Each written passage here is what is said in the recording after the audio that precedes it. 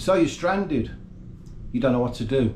You could be in any Asian country. You could be in the Arab Emirates. Wait and see. I've got help for you. Hello everybody, welcome back to the channel. It's good to see you again. My name's John. I'm retired and living in the Philippines.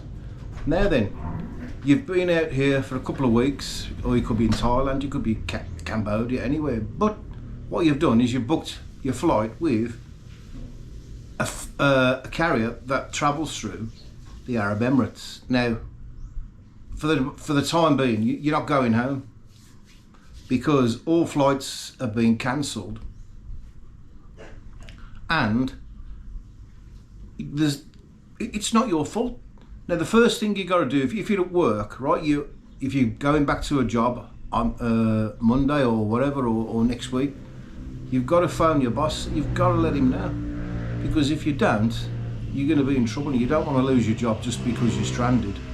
The next thing you've got to do is find out what the carrier is doing, because I've got a flight booked home in June. I don't know whether I'll be making it, but mine's with Qatar Airlines, and obviously that's not working at the moment. We don't know how long this conflict's going to last. It could be a couple of weeks, it could be a couple of months, we don't know. It could even be up to a year. But what you got to do is stay calm. It's no good panicking. You will get home eventually. Now, what you must not do is cancel your flight, because if you cancel your flight, there will be a surcharge. It doesn't matter which carrier you're with, they all say there's no surcharges, but even with the top airlines, there's still a surcharge for cancellation. Let them cancel it. They'll either give you your money back, or they'll give you vouchers to maybe go on another airline. And also, if you do want to wait it out, it's the airline, or should I say, not all airlines, it's their responsibility to take care of you, put you up in a hotel and feed you, etc, etc. Now, what you can do is you can book a flight through other carriers, like if you go through, let's say, Cathay Pacific or China Airlines, or another airline that travels that way. I don't know them all, but I know Cathay's a good airline, and so does China. But there will be extra money on those, because obviously the fuel has gone up, so you're going to pay extras to get home, even if it is a one-way ticket, because this is the way the world works, I'm afraid. It's all to do with business and profit.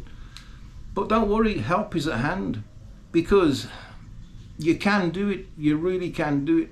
I mean, if you're going to be stuck here for another couple of weeks, yeah, the hotel should put you, the airline should put you up in a hotel and feed you.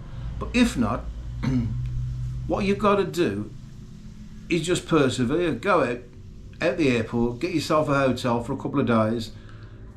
Make sure the airline's got your phone number so they can text you or let you know what's happening.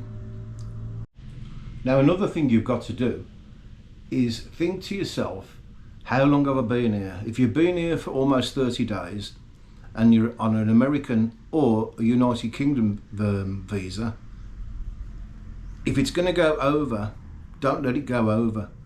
What you must do is go and see immigration at the airport, and they will tell you what to do. Now, if you're from another country that only has 15 days visa, like India or China, or anywhere around from that region, go and see immigration again, and they will tell you what to do. Now, when COVID was on, when the COVID pandemic was on, everybody had a visa waive.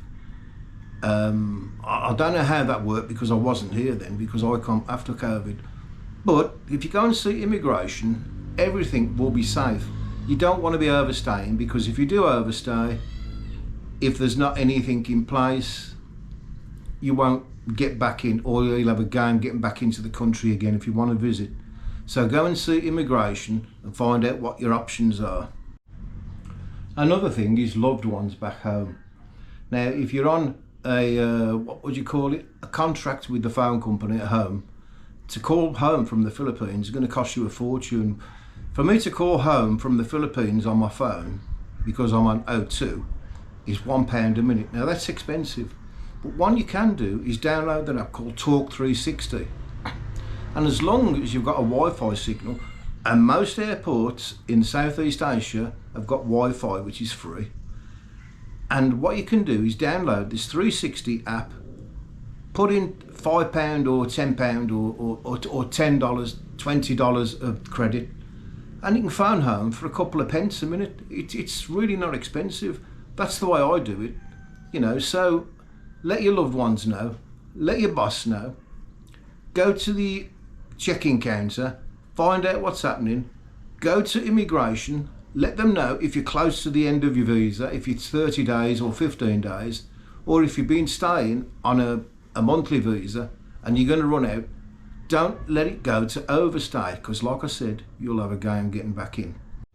Now, I didn't think it was going to affect the Southeast Asia so much as what it did, or as what it is, but it seems to be the whole world over. It's just out of hand, you know, because I went to the petrol station today to fill my car up. I've got a Toyota Hilux Conquest and the fuel has gone from 56 pesos a litre up to 70. We passed some gas stations on the way and it's 76. I mean, that's a 30% increase, which is quite large. So also, we went to the market and the fish is more expensive and so is the vegetables. The reason being is you've got carriers like ferries who are charging extra, because obviously the ferries have got to use diesel and the fishermen use petrol, and if the price goes up, everything goes up, you know, because we've all got our carriers. Anyway, that's all I've got to say at the moment about it. So look after yourselves, keep well, and I hope you get home soon. Don't panic.